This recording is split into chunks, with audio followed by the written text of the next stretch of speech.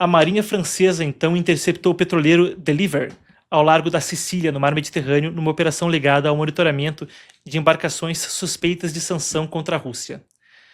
Esse tipo de apreensão foi comumente visto, e aí a gente tem uma imagem dele, esse tipo de apreensão foi comumente visto na América do Sul, quando a gente falava do cerco americano à Venezuela. Foi comumente visto também no Indo-Pacífico, conforme se falava do cerco americano ao Irã. Entretanto, tem se tornado mais e mais comum na Europa.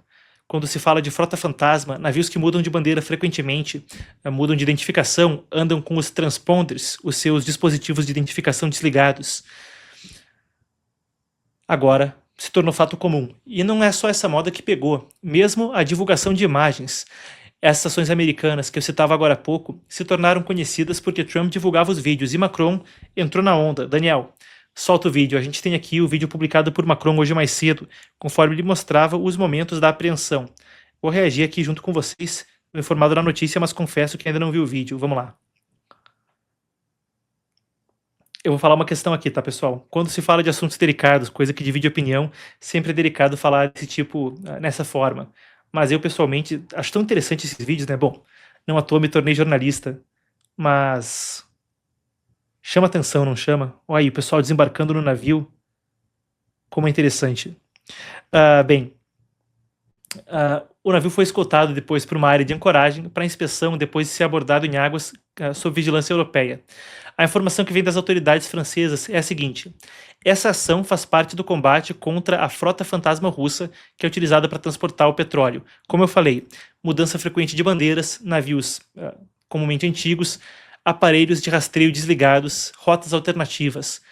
É o tipo de frota que permitiu escoar petróleo russo em violação de sanções americanas e europeias, que, claro, em tese barrariam isso, afinal de contas, a Rússia é o país mais sancionado do mundo.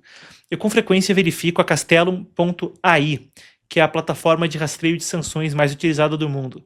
Seja para gente que trabalha com informação, os jornalistas, mas também por governos pelo mundo, para conseguir identificar, ou empresas pelo mundo, para conseguir identificar se pode ou não comercializar dessa ou daquela forma. E a estimativa que vem por parte dessa plataforma coloca o número em 24 mil ou até 26 mil sanções sobre a Rússia, o que a torna disparado o país mais sancionado da história, coisa que ultrapassa aí, creio que Coreia do Norte e Irã somadas. A gente já viu aqui o vídeo divulgado pelo Macron, que era a próxima coisa que eu tinha na pauta, eu antecipei, né? Deve ser ansiedade porque o vídeo de fato era interessante. O ponto é, esse petróleo acabava por financiar o esforço de guerra contra a Ucrânia, e uma parte grande da economia da Rússia depende sim de escoar energia e escoar petróleo, conforme a Europa também buscava fechar a importação de petróleo russo, justamente para tentar evitar ao máximo financiar a guerra contra a Ucrânia. A Rússia se tornou um dos principais compradores.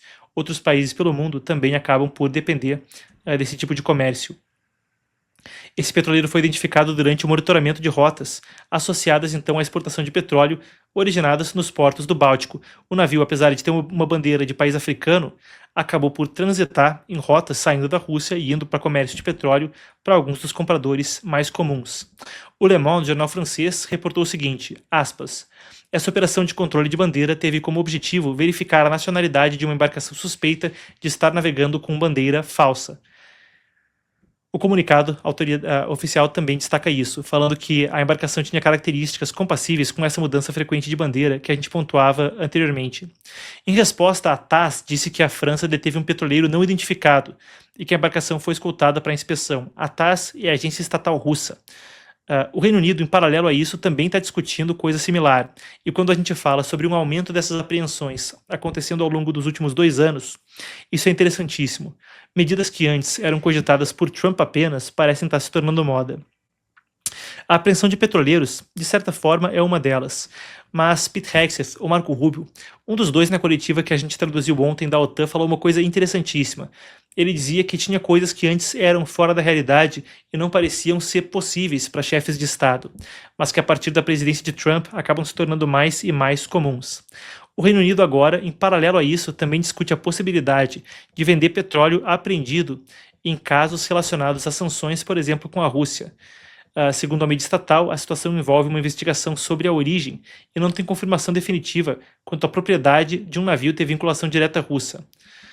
Então, nessa toada, Eu quero aproveitar o fio da meada para completar com essa informação do Reino Unido.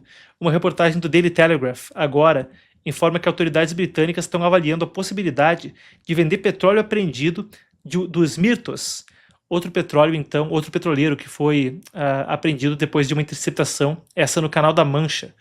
A carga foi descrita como estimada em cerca de dezenas de milhões de libras, associada à exportação de petróleo sob sanções. E conforme a gente vê esse crescimento, então, de captura de frotas fantasma pelo mundo, se a moda pega aí, daqui a pouco qualquer petroleiro apreendido está tendo o seu petróleo escoado mais rápido do que se imaginava.